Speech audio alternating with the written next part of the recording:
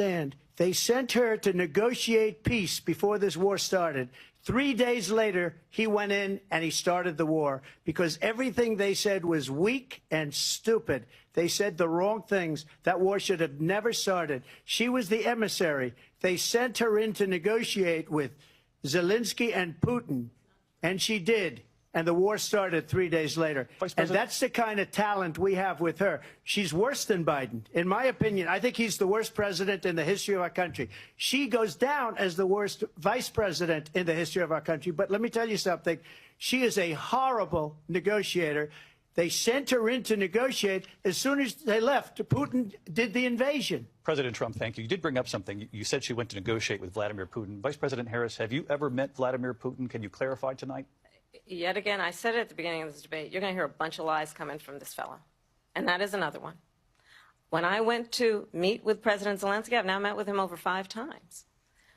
The reality is it has been about standing as America always should, as a leader upholding international rules and norms, as a leader who shows strength, understanding that the alliances we have around the world are dependent on our ability to look out for our friends and not favor our enemies because you adore strongmen instead of caring about democracy.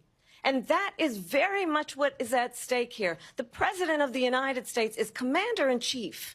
And the American people have a right to rely on a president who understands the significance of America's role and responsibility in terms of ensuring that there is stability and ensuring we stand up for our principles and not sell them for the benefit of personal flattery. We've talked about Ukraine and Vladimir Putin. I do want to talk about Afghanistan. It came up in the first hour of this debate. I want to move on to Afghanistan. Stoltenberg said Trump did the most amazing thing I've ever seen. He got these countries, the 28 countries at the time, to pay up. He said, I've never seen. He's the head of NATO. He said, I've never seen. For years, we were paying almost all of NATO. We were being ripped off by European nations, both on trade and on NATO. I got them to pay up by saying one of the statements you made before, if you don't pay, we're not going to protect you. President Otherwise, Trump. we would have never gotten it. He said it was one of the most incredible jobs that he's ever seen done. Thank you. I want to turn to Afghanistan. It came up in the first hour of the debate, and we witnessed a poignant moment today on Capitol Hill, honoring the soldiers who died in the chaotic withdrawal from Afghanistan. I do want to ask the Vice President, do you believe you bear any responsibility in the way that withdrawal played out? Well, I will tell you, I agreed with President Biden's decision to pull out of Afghanistan. 4 presidents said they would, and Joe Biden did. And as a result, America's taxpayers are not paying the $300 million a day we were paying for that endless war. And as of today, there is not one member of the United States military who is in active duty in a combat zone in any war zone around the world, the first time this century. But let's understand how we got to where we are. Donald Trump, when he was president, negotiated one of the weakest deals you can imagine. He calls himself a deal maker. Even his national security advisor said it was a weak, terrible deal. And here's how it went down. He bypassed the Afghan government. He negotiated directly with a terrorist organization called the Taliban. The negotiation involved the Taliban getting 5,000 Taliban terrorists released. And get this, and the president at the time invited the Taliban to Camp David, a place of storied significance for us as Americans, a place where we honor the importance of American diplomacy, where we invite and receive respected world leaders.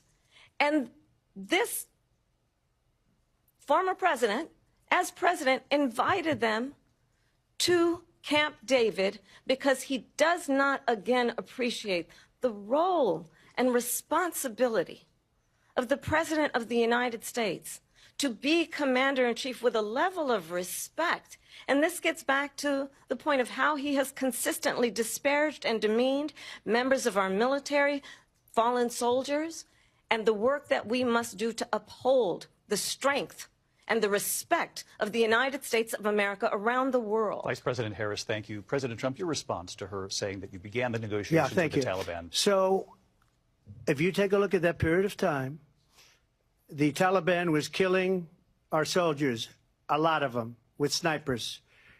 And I got involved with the Taliban because the Taliban was doing the killing. That's the fighting force within Afghanistan. They don't bother doing that because, you know, they deal with the wrong people all the time. But I got involved. And Abdul is the head of the Taliban. He is still the head of the Taliban. And I told Abdul, don't do it anymore. You do it anymore, you're going to have problems. And he said, why do you send me a picture of my house? I said, you're going to have to figure that out, Abdul. And for 18 months, we had nobody killed. We did have an agreement negotiated by Mike Pompeo. It was a very good agreement. The reason it was good, it was we were getting out. We would have been out faster than them, but we wouldn't have lost the soldiers. We wouldn't have left many Americans behind, and we wouldn't have left $85 billion worth of brand new, beautiful military equipment behind. And just to finish, they blew it. The agreement said you have to do this, and they didn't do it. They didn't do it. The agreement was terminated by us because they didn't do what they were supposed to do. I want to move on. And these people did the worst withdrawal, and in my opinion, the most embarrassing moment in the history of our country. And by the way, that's why Russia attacked Ukraine, because they saw how incompetent she and her boss are. President Trump, thank you. I want to move on now to race and politics in this country. Mr. President, you recently said of Vice President Harris, quote, I didn't know she was black until a number of years ago when she happened to turn black, and now she wants to be known as black. I want to ask a bigger picture question here tonight. Why do you believe it's appropriate to weigh in on the racial identity of your opponent? I don't, and I don't care. I don't care what she is. I don't care. You make a big deal out of something. I couldn't care less. Whatever she wants to be is okay with me. But those were your words. So I'm I asking. don't know. I mean, all I can say is I read where she was not black, that she put out, and I'll say that. And then I read that she was black, and that's okay. Either one was okay with me. That's up to her. That's up to her. Vice President Harris, your thoughts on this? I think it's, I mean, honestly, I think it's a tragedy that we have someone who wants to be president who has consistently, over the course of his career, attempted to use race to divide the American people. You know, I do believe that the vast majority of us know that we have so much more in common than what separates us, and we don't want this kind of approach that is just constantly trying to divide us, and especially by race. And let's remember how Donald Trump started. He was land, he owned buildings, and he was investigated because he refused to rent property to black families. Let's remember, this is the same individual who took out a full-page ad in the New York Times calling for the execution of 5 young black and Latino boys who were innocent, the Central Park 5. Took out a full-page ad calling for their execution. This is the same individual who spread birther lies about the first black president of the United States. And I think the American people want better than that, want better than this, want someone who understands, as I do, I travel our country. We see in each other a friend. We see in each other a neighbor. We don't want a leader who is constantly trying to have Americans point their fingers at each other. I meet with people all the time who tell me, can we please just have discourse about how we're going to invest in the aspirations and the ambitions and the dreams of the American people? Knowing that regardless of people's color or the language their grandmother speaks, we all have the same dreams and aspirations and want a president who invests in those, not in hate and division. Vice President Harris, thank you. Lindsay? President Trump, this is now your 3rd time. This is the most divisive presidency in the history of our country. There's never been anything like it. They're destroying our country, and they come up with things like what she just said. going back many, many years, when a lot of people, including Mayor Bloomberg, agreed with me on the Central Park Five. They admitted, they said, they pled guilty. And I said, well, if they pled guilty, they badly hurt a person, killed a person ultimately. And if they pled guilty, then they pled, we're not guilty. But this is a person that has to stretch back years, 40, 50 years ago, because there's nothing now. I built one of the greatest economies in the history of the world, and I'm going to build it again. It's going to be bigger, better, and stronger. But they're destroying our economy. They have no idea what a good economy is. Their oil policies, every single policy. And remember this, she is Biden. You know, she's trying to get away from Biden. I don't know the gentleman, she says. She is Biden. The worst inflation we've ever had, a horrible economy because inflation has made it so bad, and she can't get away with that. Thank you. Your time is up. I want to respond to that, though. I want to just respond briefly. Clearly, I am not Joe Biden, and I am certainly not Donald Trump. And what I do offer is a new generation of leadership for our country, one who believes in what is possible, one who brings a sense of optimism about what we can do instead of always disparaging the American people. I believe in what we can do to strengthen our small businesses, which is why I have a plan. Let's talk about our plans and let's compare the plans.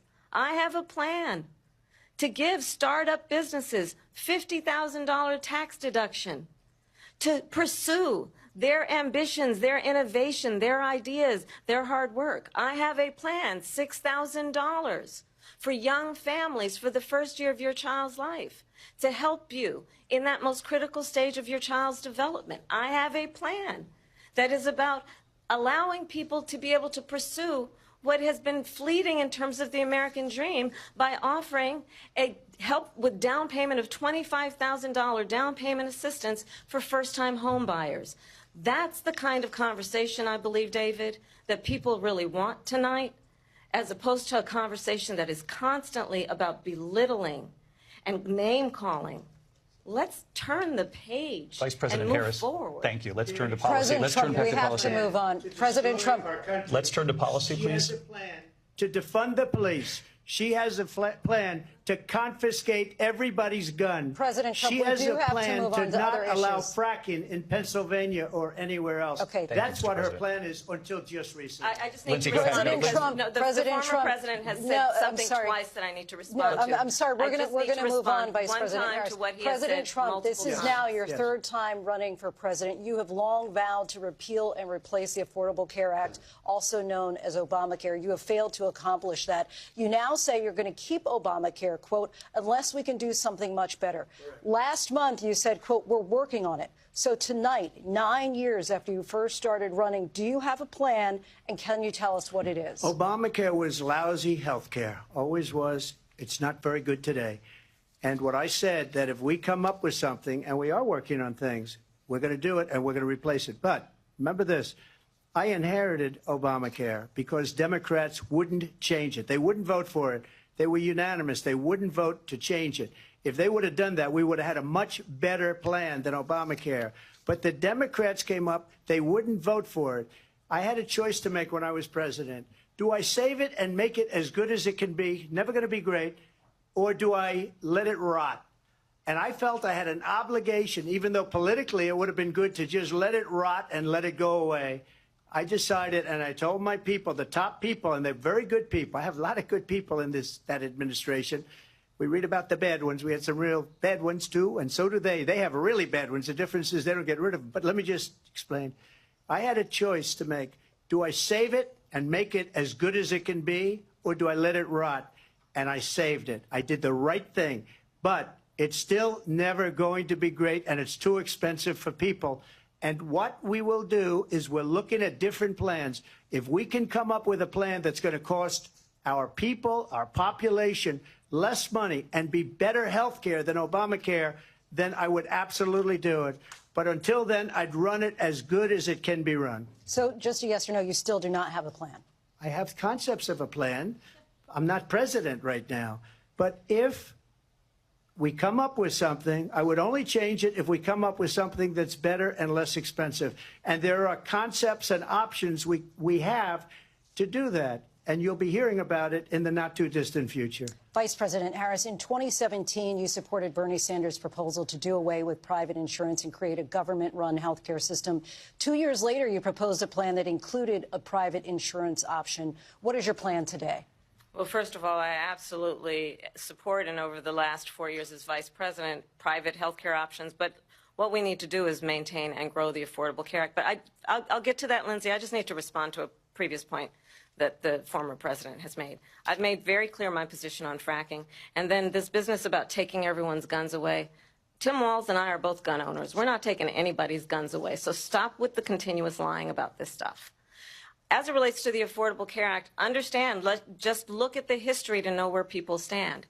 When Donald Trump was president, 60 times he tried to get rid of the Affordable Care Act. 60 times. I was a senator at the time. When I will never forget the early morning hours when it was up for a vote in the United States Senate, and the late, great John McCain, who you have disparaged as being, you don't like him, you said, at the time because he got caught. He was an American hero. The late, great John McCain, I will never forget that night, walked onto the Senate floor and said, no, you don't. No, you don't. No, you don't get rid of the Affordable Care Act. You have no plan. And what the Affordable Care Act has done is eliminate the ability of insurance companies to deny people with pre-existing conditions. I don't have to tell the people watching tonight, you remember what that was like? Remember when an insurance company could deny if a child had asthma, if someone was a breast cancer survivor, if a grandparent had diabetes? And thankfully, as I've been vice president and we over the last 4 years have strengthened the Affordable Care Act, we have allowed for the first time Medicare to negotiate drug prices on behalf of you, the American people. Donald Trump said he was going to allow Medicare to negotiate drug prices. He never did. We did. And now we have capped the cost of insulin at $35 a month. Since I've been vice president, we have capped the cost of prescription medication for seniors at $2,000 a year. And when I am president, we will do that for all people, understanding that the value I bring to this is that access to health care should be a right and not just a privilege of those who can afford it. And the plan has to be to strengthen the Affordable Care Act, not get rid of it, pass this prologue in terms of where Donald Trump stands on that. I want to move to an issue that's important for a lot of... She made a mistake. Number one, John McCain fought Obamacare for 10 years. But it wasn't only him. It were all of the Democrats that kept it going. And you know what? We can do much better than Obamacare, much less money. But she won't improve private insurance for people, private medical insurance.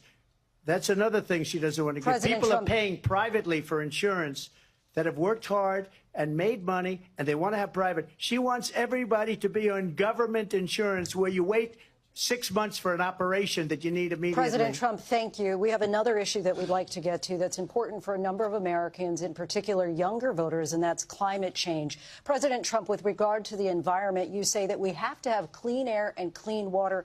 Vice President Harris, you call climate change an existential threat. The question to you both tonight is, what would you do to fight climate change? And Vice President Harris, we'll start with you. 1 minute for you each. Well, the former president had said that climate change is a hoax. And what we know is that it is very real. You ask anyone who lives in a state who has experienced these extreme weather occurrences, who now is either being denied home insurance or it's being jacked up. You ask anybody who has been the victim of what that means in terms of losing their home, having nowhere to go. We know that we can actually deal with this issue. The young people of America care deeply about this issue. And I am proud that as vice president over the last 4 years, we have invested $1 trillion in a clean energy economy, while we have also increased domestic gas production to historic levels. We have created over 800,000 new manufacturing jobs while I have been vice president. We have invested in clean energy to the point that we are opening up factories around the world. Donald Trump said he was going to create manufacturing jobs. He lost manufacturing jobs. And I'm also proud to have the endorsement of the United Auto Workers and Sean Fain, who also know that part of building a clean energy economy includes investing in American-made products, American automobiles. It includes growing what we can do around American manufacturing and opening up auto plants, not closing them like happened under Donald Trump. Vice President Harris, thank you. That didn't happen under Donald Trump. Let me just tell you, they lost 10,000 manufacturing jobs this last month. It's going, they're all leaving. They're building big auto plants in Mexico, in many cases owned by China. They're building these massive plants, and they think they're going to sell their cars into the United States because of these people. What they have given to China is unbelievable. But we're not going to let that. We'll put tariffs on those cars so they can't come into our country, because they will kill the United Auto Workers and any auto worker, whether it's in Detroit or South Carolina or any other place. What they've done to business and manufacturing in this country is horrible.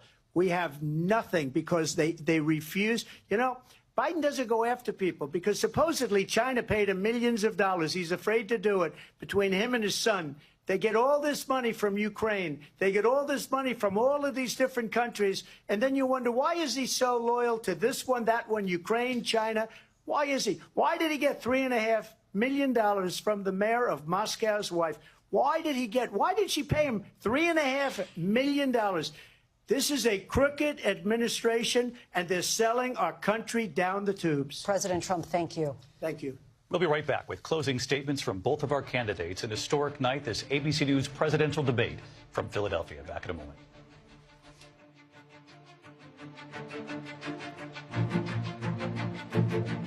The ABC News presidential debate will continue after this. National Constitution Center in Philadelphia, Pennsylvania. Here again, David Muir and Lindsay Davis. Welcome back tonight. The time has come for closing statements, and Vice President Harris, we begin with you. So I think you've heard tonight two very different visions for our country. One that is focused on the future, and the other that is focused on the past, and an attempt to take us backward. But we're not going back. And I do believe that the American people know we all have so much more in common than what separates us. And we can chart a new way forward. And a vision of that includes having a plan, understanding the aspirations, the dreams, the hopes, the ambition of the American people, which is why I intend to create an opportunity economy, investing in small businesses, in new families, in what we can do around protecting seniors, what we can do that is about giving hardworking folks a break and bringing down the cost of living.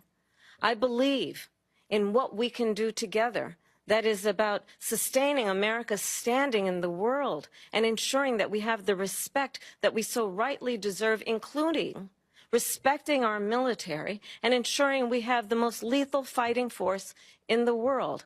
I will be a president that will protect our fundamental rights and freedoms, including the right of a woman to make decisions about her own body and not have her government tell her what to do. I'll tell you, I started my career as a prosecutor. I was a DA, I was an attorney general, a United States senator, and now vice president. I've only had one client, the people. And I'll tell you, as a prosecutor, I never asked a victim or a witness, are you a Republican or a Democrat? The only thing I ever asked them, are you okay? And that's the kind of president we need right now. Someone who cares about you and is not putting themselves first. I intend to be a president for all Americans and focus on what we can do over the next 10 and 20 years to build back up our country by investing right now in you, the American people. Vice President Harris, thank you. President Trump? So she just started by saying she's going to do this, she's going to do that, she's going to do all these wonderful things. Why hasn't she done it?